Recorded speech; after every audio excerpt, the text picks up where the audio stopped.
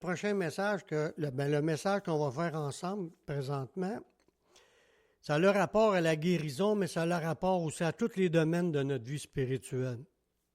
Pour notre croissance, pour grandir, pour recevoir des guérisons ou des délivrances, c'est la même affaire, c'est la même recette que Dieu donne dans sa parole.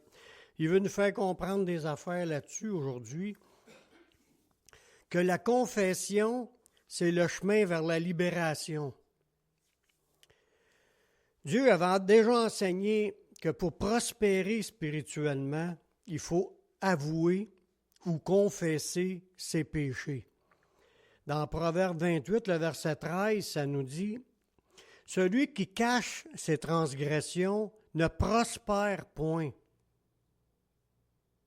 mais celui qui les avoue et qui les délaisse obtient miséricorde. » Puis le mot « prospère » que là, c'est le mot « avancer ». Les synonymes, là, c'est « avancer », « prospérer », « faire des progrès »,« réussir » ou « être profitable ». Fait que celui qui cache ses péchés, cache ses transgressions, il avance pas, il prospère pas, il fait pas de progrès dans sa vie, il réussit pas dans ce qu'il entreprend, puis c'est pas profitable.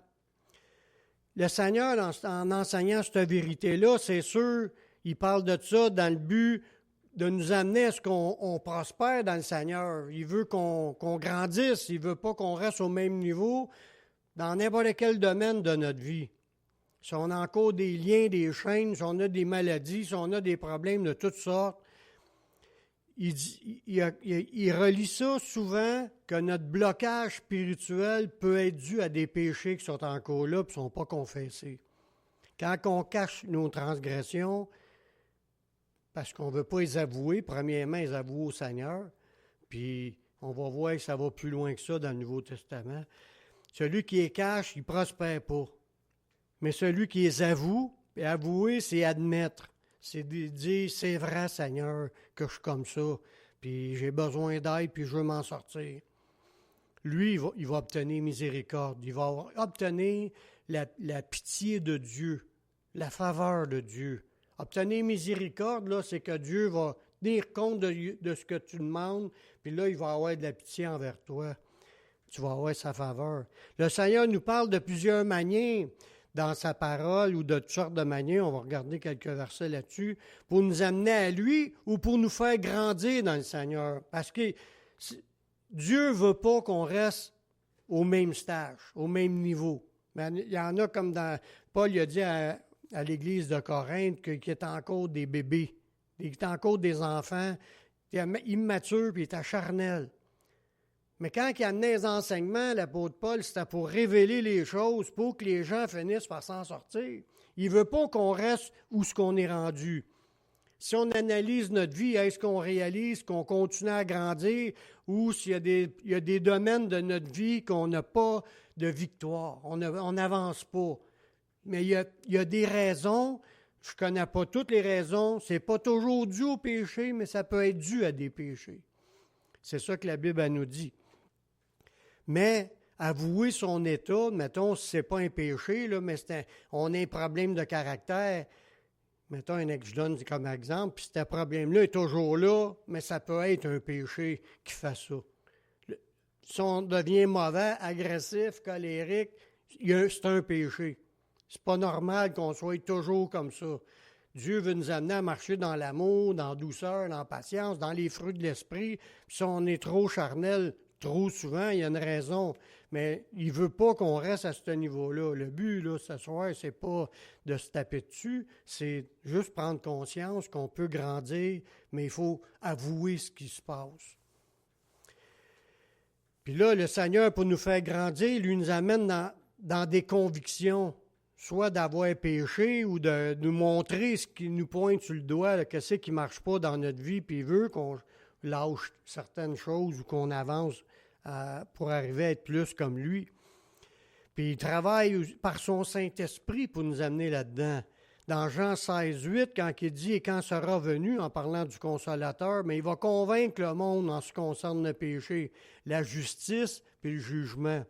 Là, c'est pour amener les gens au Seigneur, mais même après que tu es au Seigneur, continue à convaincre de péché.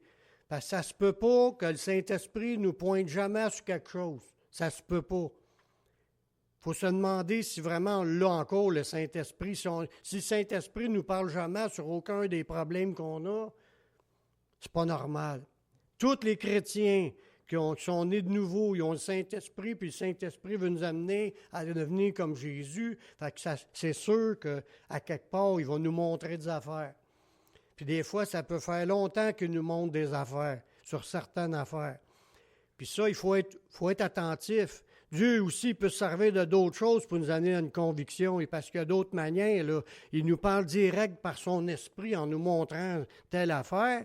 Mais il y a des convictions aussi qui viennent en lisant simplement la parole de Dieu. Quand on lit la Bible, ça dit dans la Bible, dans 2 Timothée 3,16, il dit « Toute l'Écriture est inspirée de Dieu puis est utile pour nous enseigner, pour nous convaincre, pour nous corriger, pour nous instruire. » C'est là pour nous corriger, nous instruire, ça veut dire il va amener des changements dans notre vie, puis c'est là pour mettre des convictions. Fait qu'on lit la Bible, puis s'il y a de quoi qui ne marche pas dans notre vie, on se sent visé, c'est parce que Dieu veut nous parler là-dedans. Il nous parle aussi par d'autres méthodes, aussi par la prédication de la parole. Quand on prêche la parole à l'Église, là, le Seigneur il amène des sujets différents à toutes les réunions. Puis là-dessus, il peut vouloir nous montrer des choses pour qu'on avance plus loin puis qu'on grandisse. Mais des fois, c'est des points qui sont des péchés qu'il veut nous montrer. Puis il faut s'avouer qu'on a ces faiblesses-là si on veut grandir, si on veut avancer. Par la prédication, dans 1 Corinthiens 1,21, ça dit « Car puisque le monde, avec sa sagesse, n'a point connu Dieu, dans la sagesse de Dieu, il a plu à Dieu de sauver les croyants par la folie de la prédication. » Prêcher l'Évangile, ça a de l'air fou aux yeux du monde, mais quand tu prêches la Bible, l'Évangile, c'est sûr que ça amène un impact dans le cœur. Ça amène des convictions, ça amène des gens à prendre position pour Jésus parce qu'ils réalisent qu'ils sont pécheurs, puis ils veulent être pardonnés, mais ça amène position aussi à grandir dans le Seigneur, qu'on avance. Puis une autre manière que Dieu se sert aussi, c'est dans l'Église, c'est par les dons spirituels. Quand il y a des prophéties, ces choses-là, il y a des paroles de connaissance. Il révèle le cœur de quelqu'un. Des fois, celui qui amène la parole, elle ne sait pas, elle a dit ce que le Seigneur lui a dit, puis il y a quelqu'un dans l'assemblée qui peut filer, « Oh, hey, il est en train de me parler un matin. » Mais c'est le Saint-Esprit qui fait ça, parce que le Saint-Esprit veut nous amener plus loin. Mais si on n'avoue pas ce qu'on est en train de vivre, pour dire, le remettre au Seigneur, puis demander au Seigneur de changer, on n'avance pas. Dans 1 Corinthiens 14, 24, ça dit, en parlant des dons spirituels, « Si tous prophétisent, puis si survienne quelqu'un, un non-croyant ou un homme du peuple, il est convaincu par tous par la prophétie, il est jugé par tous par la prophétie, les secrets de son cœur sont dévoilés par la prophétie, de telle sorte qu'il va tomber sur sa face, puis il va adorer Dieu, puis il va publier que Dieu est réellement au milieu de vous. » Fait que Dieu sert aussi des dons spirituels pour montrer quelque chose à quelqu'un, pour lui dire, il faudra que ça change telle affaire, il faudra que tu remettes ça au Seigneur, tout ça. En tant que chrétien, on ne doit pas mettre de côté ce qui fait la force de l'Évangile. Parce que l'Évangile, c'est un message, là, c'est une prédication. Puis Dieu sert de ça, là, que ce soit par le Saint-Esprit direct ou que ce soit par la prédication, les dons spirituels ou simplement en lisant la Bible.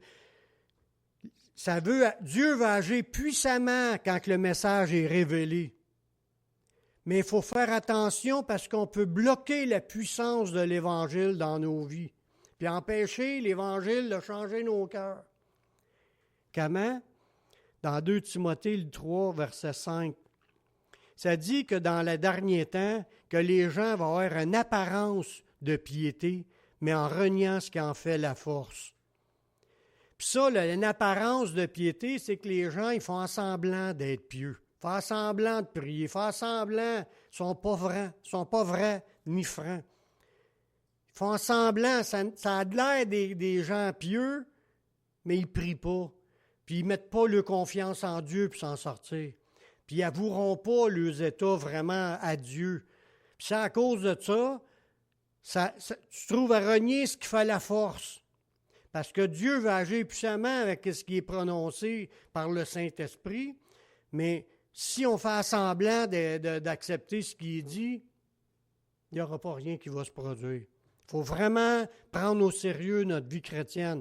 Ça peut arriver qu'au bout d'un certain temps dans notre vie chrétienne, qu'on ait un relâchement. Mais même ça, il faut l'avouer, puis se redire, mais là, il faut que je me remette avec le Seigneur, prendre du temps à pas ça avoir une apparence d'être pieux, être un homme pieux. Être un homme pieux, c'est quelqu'un qui prie, puis il cherche la face de Dieu, puis il va avancer dans le Seigneur. Si c'est ça, tu vas voir la puissance de Dieu va agir dans ta vie. Pour aller plus loin au niveau de notre guérison, de nos délivrances, Dieu a instauré une procédure dans ses enseignements afin d'obtenir des guérisons par la foi. Parce que même une délivrance, en fin de compte, c'est d'être guéri. Parce que le mot « guéri », là, veut dire plus que juste guéri physiquement. Quand une personne est guérie, c'est aussi être délivré, c'est aussi être sauvé. C'est ça que le sens du mot veut dire dans le grec. C'est sauver la personne, c'est être guéri. C'est guéri. Le mot, il est large. Mais Dieu veut qu'on obtienne nos guérisons, nos délivrances par la foi. Il a donné une procédure dans le Nouveau Testament, quelque chose d'efficace. C'est ça qu'on va voir là. Dans Jacques 5, 16. Il dit, « Confessez donc vos péchés les uns aux autres. » Wow! Tout à l'heure, je disais que si tu caches tes transgressions, tu prospères point, mais si tu les avoues et tu les délaisses, tu obtiens la grâce de Dieu, tu obtiens miséricorde. Puis là, Jacques, lui, il va plus loin, il dit « Confessez-les entre vous autres, vos péchés. » Là, tu n'arrives pas à t'en sortir, et à un moment donné, tu n'as pas le choix, il faut que tu aies quelqu'un pour t'aider à prier avec toi. C'est ça que ça veut dire. Ça dit « Confessez donc vos péchés les uns les autres, priez les uns pour les autres. » Dans quel but? Afin que vous soyez guéris ou délivrés, ou vous allez avoir la victoire dans vos vies. Il dit « La prière fervente du juste a une grande efficacité. » Le mot « confesser » dans ce verset-là, c'est avouer les péchés. Les professer, le dire de notre bouche qu'on a tel problème. Reconnaître ouvertement qu'on a ce problème-là. Parce que si on le cache, puis on dit « j'ai rien, moi c'est pas grave », on camoufle, puis on dit rien, on s'en sort pas, puis on va pas chercher de l'aide avec une autre personne, c'est sûr que tu t'en sortiras pas. S'il nous dit ça, Jacques, là, c'est parce que c'était la recette pour obtenir une victoire. Puis le mot « guérir », comme je vous disais tantôt, dans le grec, là, c'est soigner, guérir, ou raffermir, ou consolider, ou libérer des erreurs et des péchés, ou apporter le salut. La guérison, c'est de réussir, de t'en sortir de ton problème. Que ce soit une maladie, que ce soit un problème, un handicap spirituel, là, une étape que tu ne franchis pas, un péché que tu n'as pas de victoire dans ta vie. Lui, il dit, confesse-les aux autres, puis priez les uns avec les autres, puis vous allez être guéris, parce que la prière fervente du juste a une grande efficace. Puis là, je vous dis, attention, ça ne dit pas de se confesser à tout le monde. Ça, c'est une autre vérité qui est écrite dans la parole. La confession doit se faire avec une personne mature dans le Seigneur, avec un ancien de l'Église.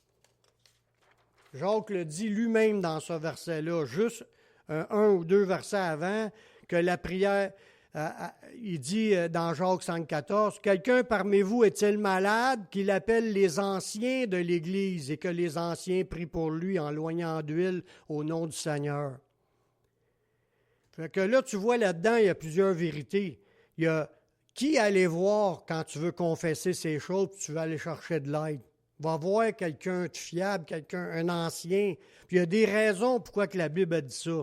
Mais tu appelles l'ancien, ils vont prier avec l'onction d'huile, puis l'onction d'huile, c'est encore un autre pas de foi. Tu étais voir quelqu'un pour t'en sortir, c'est déjà un pas de foi. Tu l'avoues ton problème, c'est un autre pas de foi. Tu rajoutes l'huile par-dessus ça. Dieu voit tout le scénario. Puis il dit ça, là, c'est des prières efficaces.